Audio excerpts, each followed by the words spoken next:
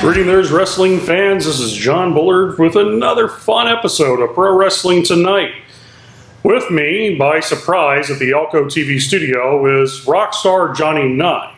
Now, before we hear from Mr. Nigh, I just want you folks to know that our guest today was supposed to be the king of the whole show, Miles Mercer, but while I was walking into the studio, I received a text message from Bo Anderson, the manager of Entourage Unlimited, and also the agent of Jonny Nigh and his band, well, The Deeper End.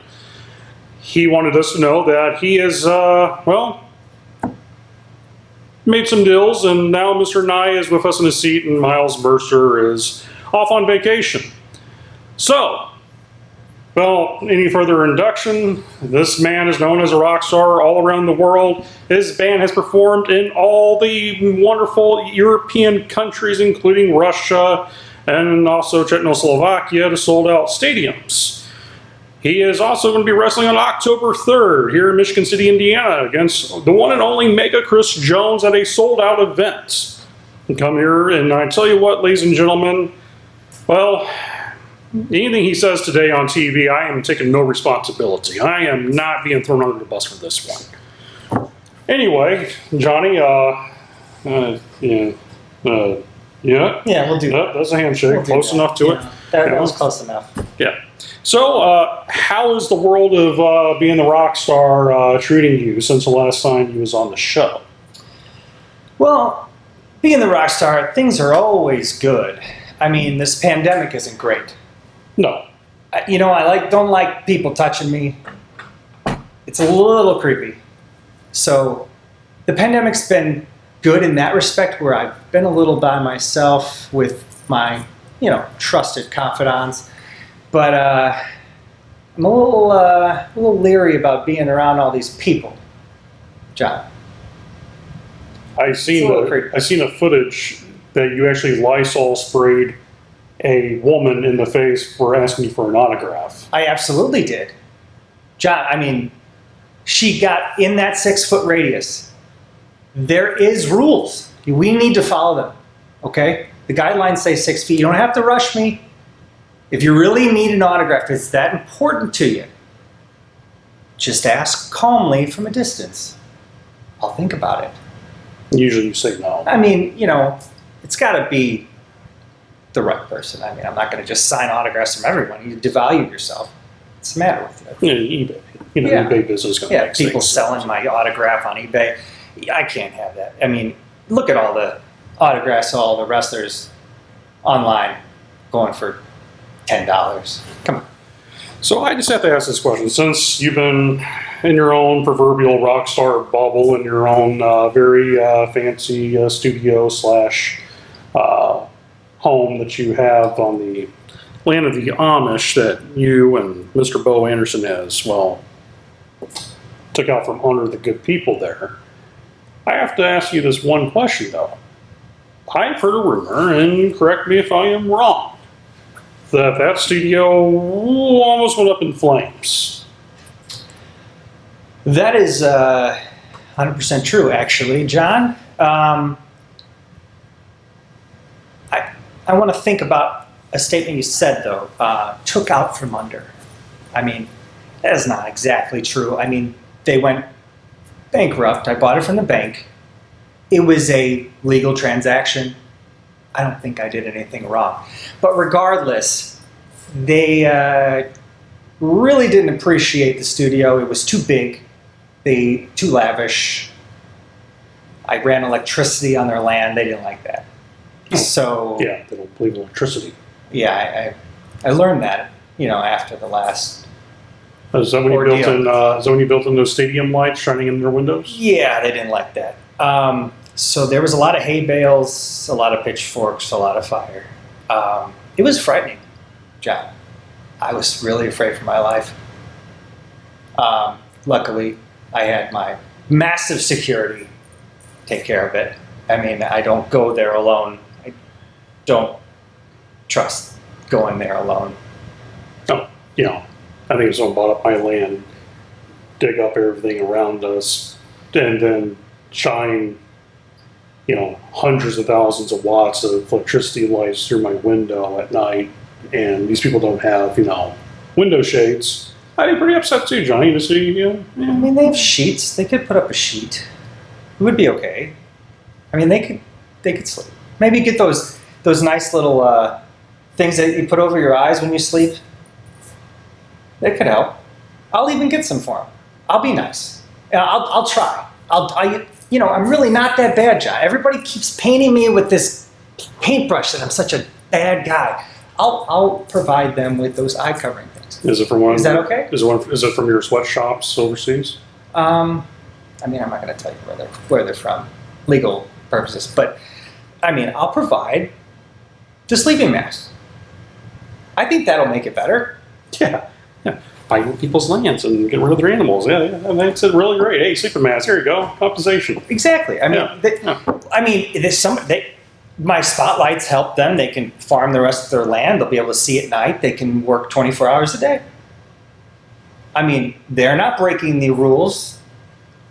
I'm breaking their rules, but I don't belong to the community. So so they can utilize my electricity, kind of like when they go to their neighbor's house and put their meat in their freezer. You're something else, you know that? Yeah, I mean that's kind of cheating, isn't it? I mean, speaking of cheating, the dastardly bulletproof Bo Anderson, who is a very well-known manager and agent and show business, and also not only in wrestling but also in music. I've seen the video that yourself, Solomon Stone, and Mr. Made for TV, Tony Bertarelli, have all kind of joined forces. How in the world did that happen? What formed up? You guys are calling yourself the Sin City Playboys? Yes, we are. As is well known, I consider myself from Las Vegas. I'm not technically from Las Vegas, but I'm not going to tell the world that I was born around here. I mean, I'm not going to advertise that. So I moved there when I was 21 years old because that's the lifestyle that I want to live. It suited me. So Las Vegas is where I'm from. And since I'm the leader of the Sin City Playboys, I went to Tully and Solomon and we came to an agreement. They like to live this lifestyle. We cut from the same cloth, as you would say. And we were approached by Bulletproof Bo Anderson with an offer that gave us a lot of protection in CCW. I signed a lucrative contract, and I don't want that to be at all compromised, especially with this pandemic going on. He is my legal representation. He helps me with every aspect of my contracts to make sure that I am not getting taken advantage of in any way. Which is what a good manager always has been known for doing. Absolutely. And he does it with an iron fist.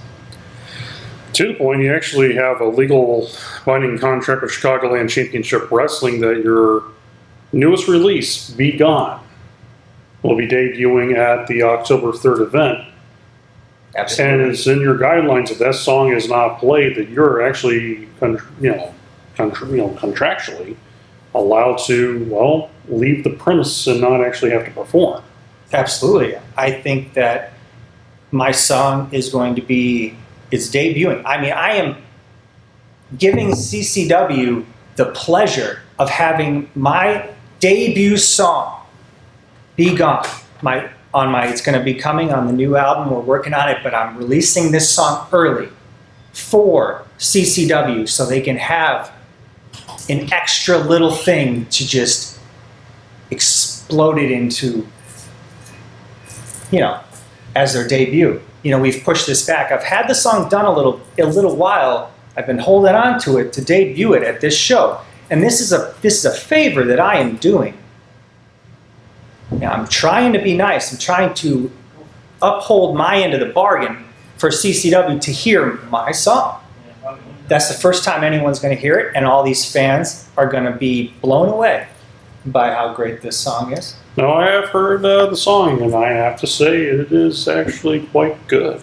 I appreciate that. Not to stroke your ego, Lord forbids. The ego's been stroked enough, but coming up with your match, speaking of Chicagoland Championship Wrestling, October 3rd, you're taking on one of the greatest unsigned technical wrestlers in the country. Hold on, John. Before we get to that, I just want to let you know about the song. If they don't play my song, I will not wrestle it. I know you stated that before, but I want that to be known, that I will not come out until that song is played, because that was a giant disrespect, and I will not have that.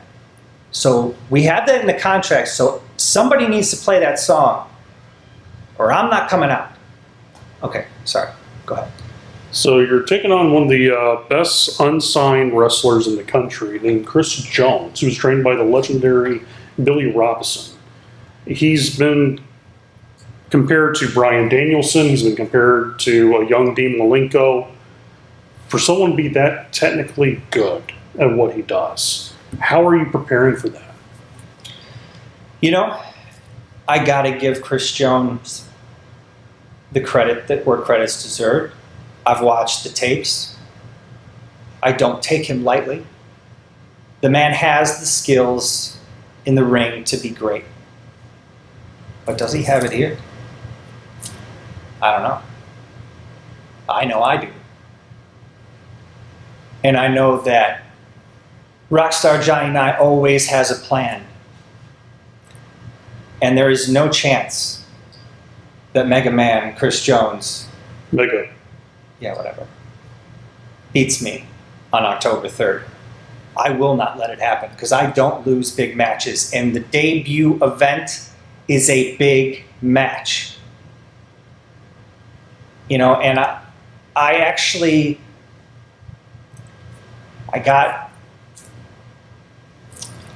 I would almost say, harassed by TMZ the other week, probably a month ago, about this match. And I made a few statements, put respect on Chris Jones's name, as I just did. The man is silent. The man hasn't said a word about this match, hasn't said a word about me, and I take a lot of disrespect to that. When you wrestle Rockstar Jonny Nigh, you put respect on my name, because otherwise, bad things are going to happen to you.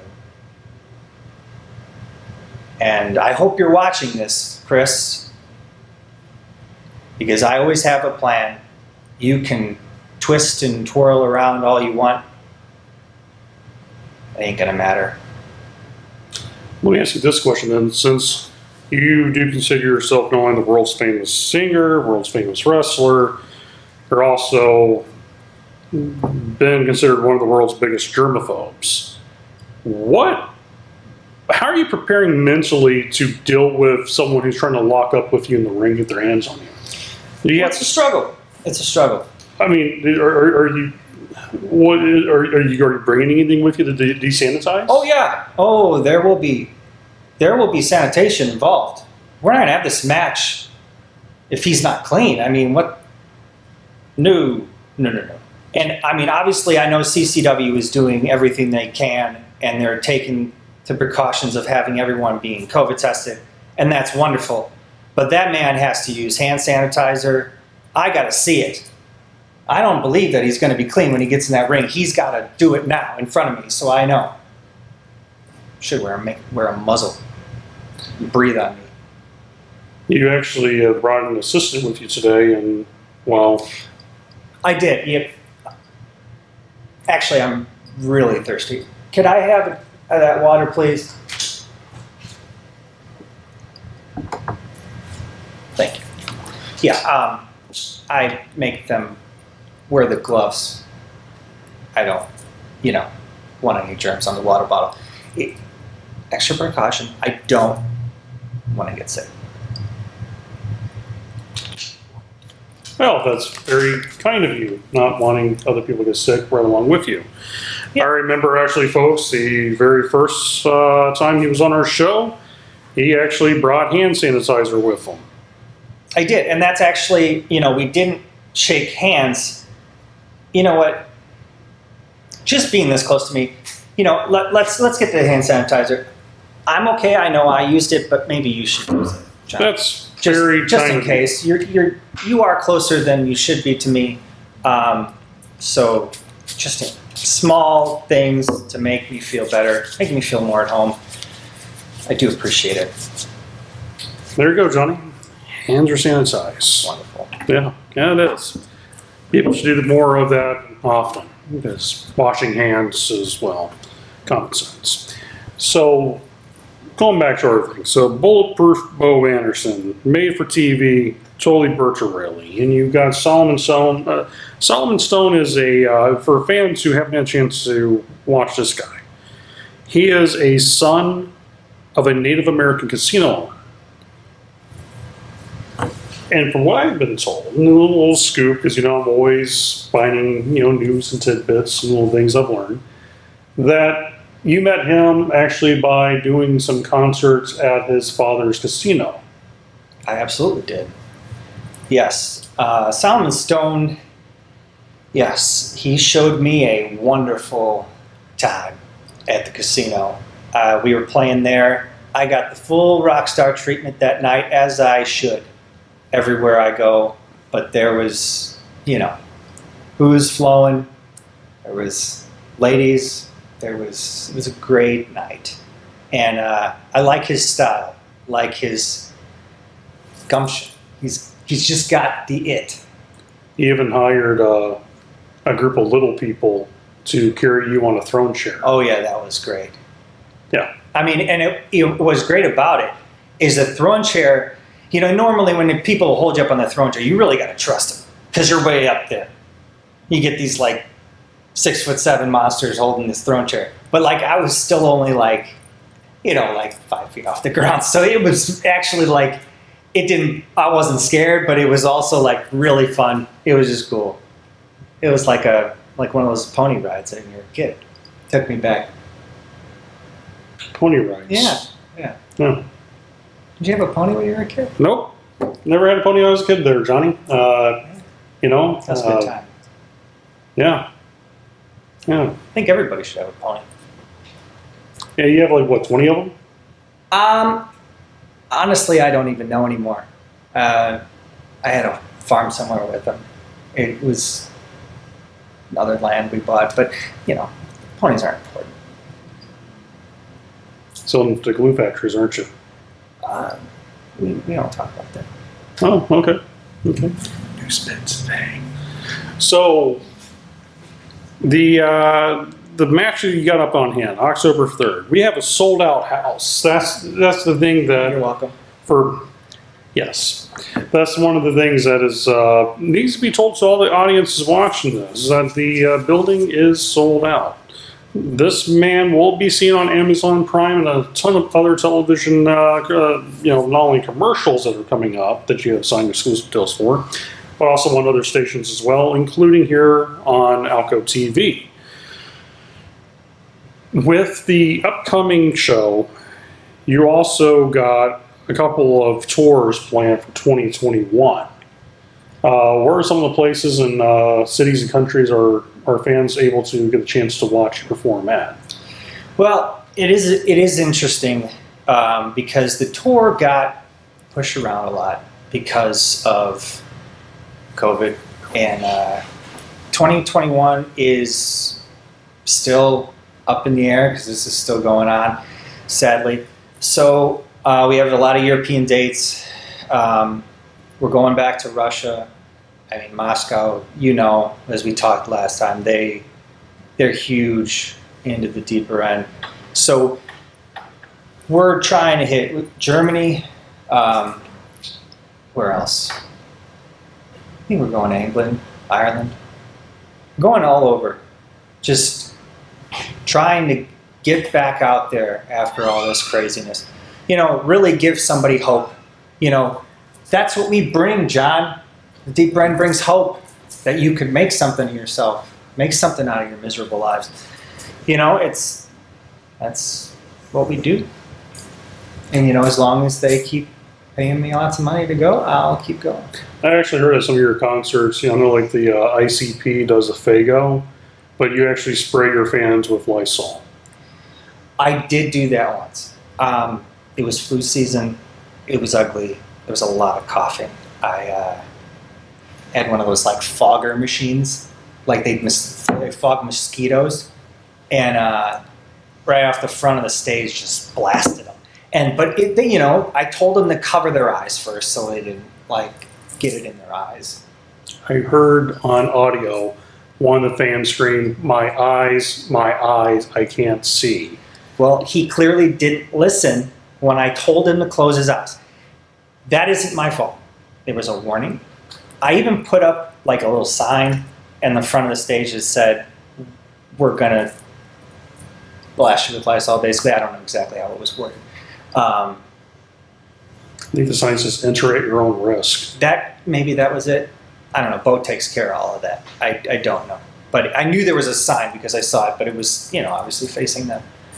So, I don't know. I think I might do that, though. That sounds like maybe a regular thing for this coming tour, maybe to help with the COVID situation. Maybe we could just do that all over the place.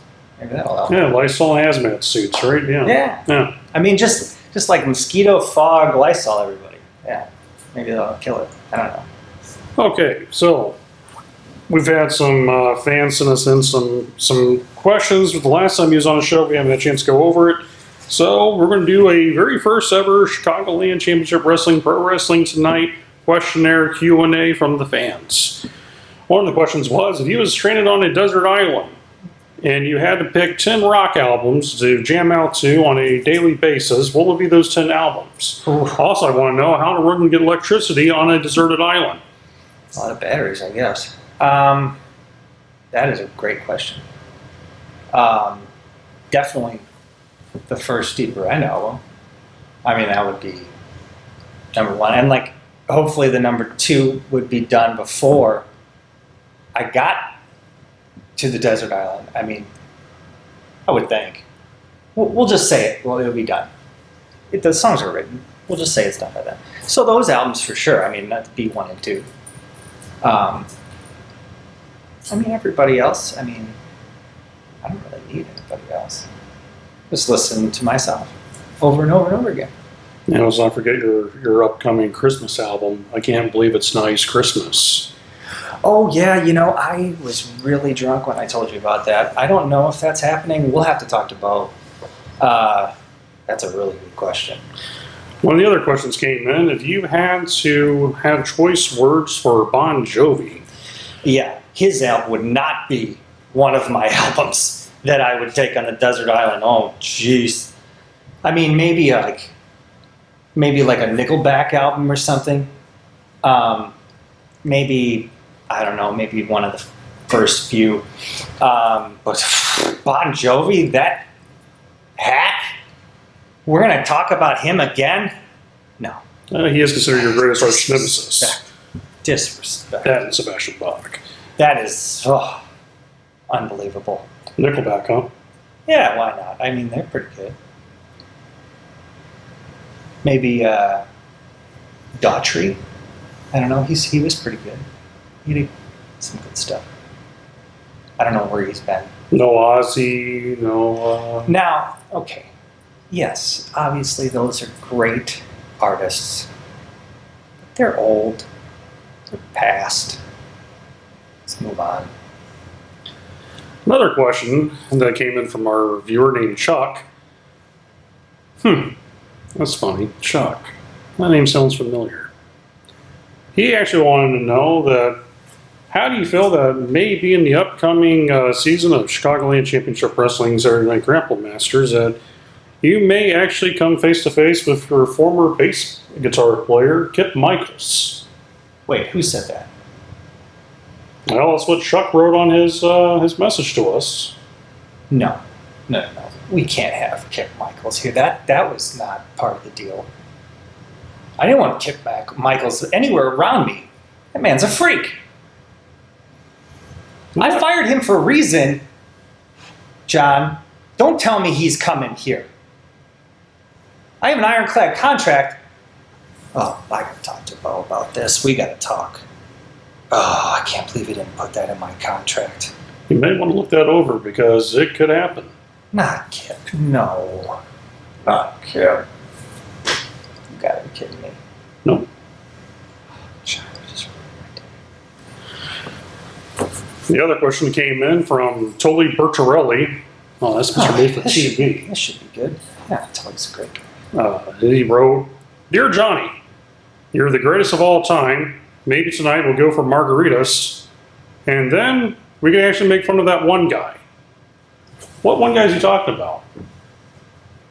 I don't worry about that, John. It's an inside thing. You wouldn't understand.